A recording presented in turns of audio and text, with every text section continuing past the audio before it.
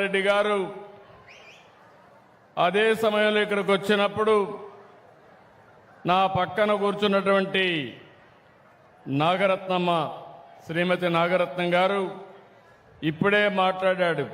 సాయిబాబు ఆయన అనుభవం సముద్రం లేకపోయినప్పుడు నేను అవలంబించిన విధానాలు అర్థమైనాయా లేదా అని తెలుసుకోవడానికి మాట్లాడితే చాలా క్లియర్గా మీ అందరికి ఎక్స్ప్లెయిన్ చేసే పరిస్థితికి వచ్చాడు. అలాంటి సాయిబాబు మరొకసారి మీ అందరికీ అభినందన తెలియజేస్తూ, మన రాష్ట్రంలో అనేక వృత్తులు ఉన్నాయి, కానీ ఎంతో కష్టమైన పని సముద్రంలో చేపల వేట. ఈ వృత్తికి ఎంతో ధైర్యం కావాలి, సాహసం కావాలి.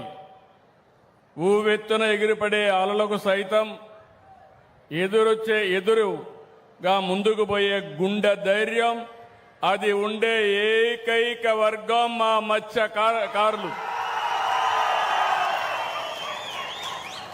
జీవనోపాధి కోసం కుటుంబాలను వదిలి ఎండలో వానలో రోజుల తరబడి ఎంతో ప్రమాదకరమైన పరిస్థితులు సముద్రంలోనే గడుపుతారు. సముద్ర తల్లిని నమ్ముకుంటారు. అందుకనే మేము ఒకసారి చూస్తే చాలా సమస్యలు చూశాను. ఎక్కడెక్కడికో వెళ్ళిపోతారు. తుఫాను వస్తే మీకు సమాచారం ఇవ్వాలన్నా వీలేని పరిస్థితి వస్తుంది. అలాంటి మీకోసం ఈ ప్రభుత్వం ఎల్లప్పుడూ ఉంటుందని మరొక్కసారి తుమ్మల పెంట్లో హామీ ఇస్తున్నా.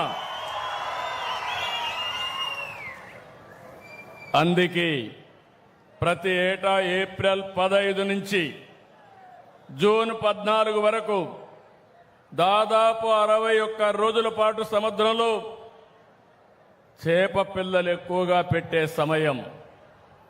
ఆ సమయాన్ని వేట నిషేధించాం, పక్కాగా అమలు చేస్తున్నాం. ఈ సమయంలో మీరంతా వేటకు దూరంగా ఉంటారు, ఉపాధి లేదు, వేటాడితే తప్ప కడుపు నిండే పరిస్థితి ఉండదు. అలాంటి మీకోసం మీ త్యాగాన్ని ఆదుకునేందుకే మత్స్యకారుల సేవలో ఈ కార్యక్రమాన్ని తీసుకొచ్చాం.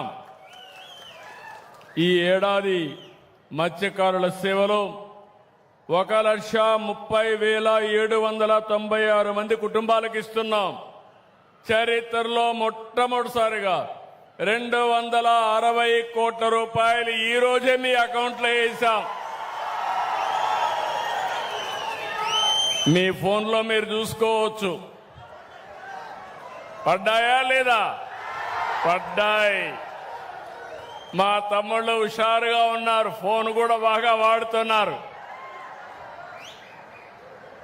ఎన్నికల్లో హామీ ఇచ్చాను, 10,000 20,000 పెంచుతా అన్నాను.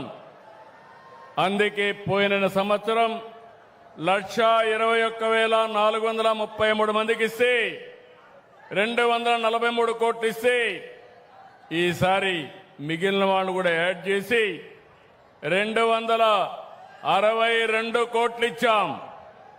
నేను ఒక్క విషయం అడుగుతున్నా మిమ్మల్ని అందరినీ, మీరు చిన్నప్పటి నుంచి మీ పెద్దవాళ్ళు కూడా సముద్రంలోకి ఏటకపోయేవాళ్ళు, అవునా కాదా అని అడుగుతున్నా. ఎప్పుడైనా మీకు